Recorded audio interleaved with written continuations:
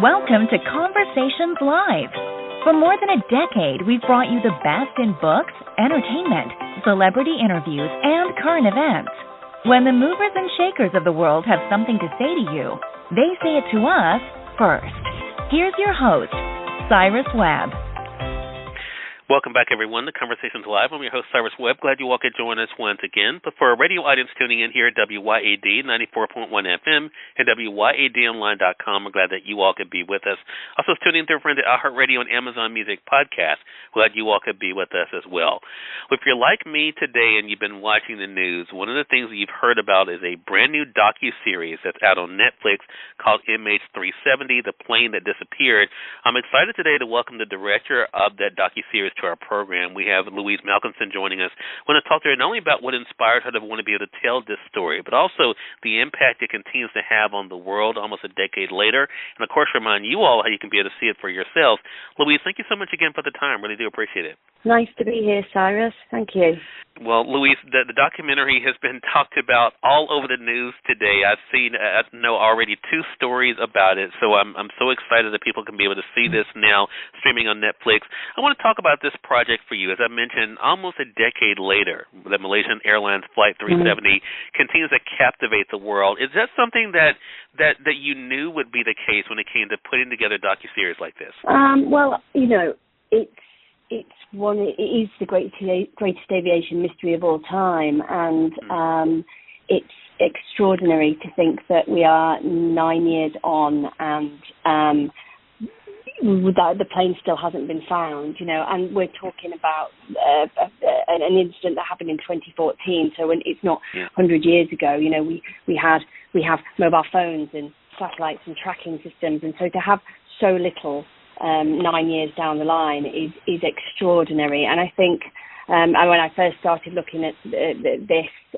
with Raw, the production company that I've been working with, and talking specifically to the family members who, you know, are absolutely the heart of this series, it's just unimaginable to think that, you know, 9 years down the line they don't have any answers and there's no closure to this for them. So it was really important that, you know, for them that MH370 isn't forgotten, and it's not just a tragedy that they have to move on from.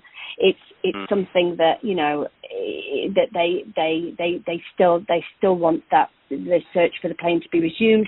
You know, they want people to talk about MH370, and they want to bring it back into the public domain because, you know, we can't be in a world where a 777 and 239 people go missing and then we never know what happened. You know, it's extraordinary to think that. Yeah, and Louise, you bring up 2 really good points. I want to go to the family first because I think what does happen in the world that is so fast-paced today, we just think about the numbers, we think about the mystery, we think about all of these other things, but we forget these are people's lives. These are family members who are looking for answers. Is that also one thing you want to make sure you did with this docuseries to kind of peel back the layers, let us see that these are not just passengers, these are family members that are lost and those who are still mourning for them and want those answers? Absolutely. You know, as you said, you know, I mean, we're talking about 239 people that were on that plane, and it's from all over the world. And I think, you know, the trauma that the family members have experienced, and it's, you know, ambiguous loss, which, you know, the not having any closure and not knowing, that constant not knowing, it's just. It's like no other trauma, and I think we can't imagine that, and you can't imagine it unless you've been through it. And I think it's really important that, you know, like we said, it's 9 years since this has happened, and, you know, they're still, you know, the family members have got a great, they're very close, and they're still a very close unit, and they work very closely together to keep the momentum going and to keep people talking and to push for research. But they live with this every single day, and it's, you know, it's unimaginable. It really is. And Louise, the second thing that I wanted to talk about that you mentioned is that this is not 100 years ago, right? I mean, this is something that in the world that we live in today does not have answers. is surprising, but it also gives way to another part of the docu-series, which is because there's such a vacuum, people have been filling that vacuum with speculations and things. You've been able to address that here. What was that like for you to explore the conspiracy theories that have gone on around this disappearance?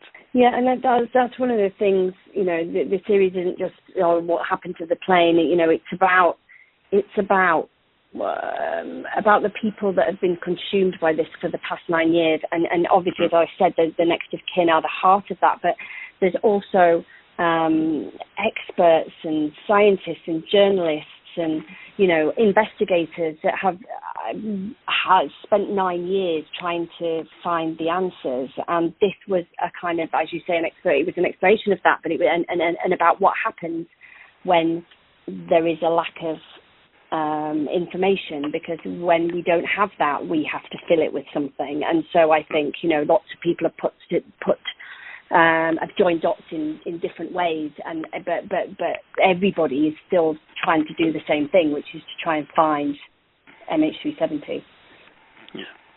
That with something that is this big, and as you said, being the mystery that it is, of course, there will be a lot of attention, as I mentioned here in the States. Of course, a lot of of stories that, again, I've been watching. I've seen 2 of them now already.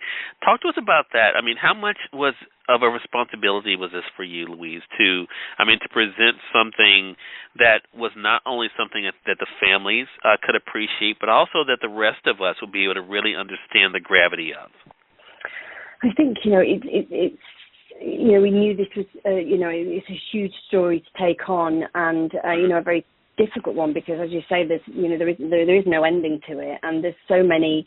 There's a myriad of theories out there as to what has happened, and it was important to us that this was a really comprehensive look at the story, and we wanted to try and talk to as many people that had been affected by it as possible. So it wasn't just as well as the next of kin and some of the journalists and experts that we have on there. We also had people who were working. We had the crisis coordinator from Malaysian Airlines and the head of civil aviation at the time in Malaysia, and because for them it was an unprecedented situation that they were dealing with, and they would say that they'd been trained for air accidents, for a crash, but what do you do when an aeroplane goes missing? It was completely unprecedented. And I think what we wanted to do was, yes, there are various theories that are presented in this, but we wanted to kind of let everybody say, present things to the questions that they had, and be able to kind of talk about their experience of MH370 over the past 9 years. Yeah. Well, Louise, congratulations to you on the docu-series. Again, our audience can be able to stream it on Netflix now. Again, MH370, the plane that disappeared. Louise Malkinson has been our guest. Louise, really appreciate the time, and looking forward to speaking with you again. It was great to talk to you, and thank you. Thanks for this. More than welcome. And we thank your audience for tuning in to another great segment of Conversations Live. Until next time, I'm your host, Cyrus Webb, saying as always, enjoy your day, enjoy your life, enjoy your world. Thank you all for choosing Conversations Live, and let's go make today amazing. Take care.